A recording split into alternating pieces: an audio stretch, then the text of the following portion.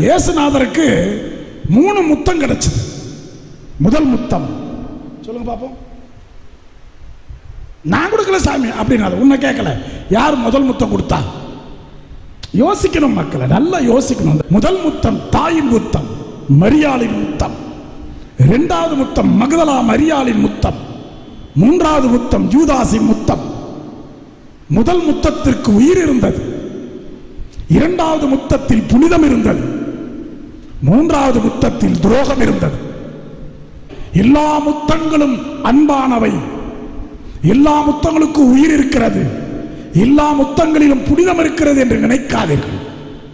அதனுடைய வித்தியாசத்தை காட்டத்தான் இயேசு தன் வாழ்வில் 3 முத்தங்களை பெற்றார்.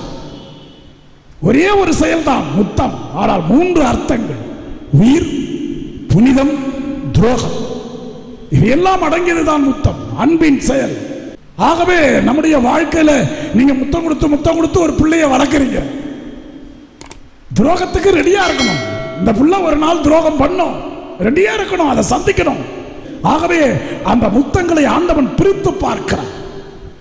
ஆனால் அந்த முத்தங்களுக்கு மத்தியிலே ஒரு முத்தத்தை புனிதம் என்று கருதுகிறார் என்றால் ஒரு தாய் கொடுக்க வேண்டியது அவருடைய கடமை. ஆனால் இவள் யார்?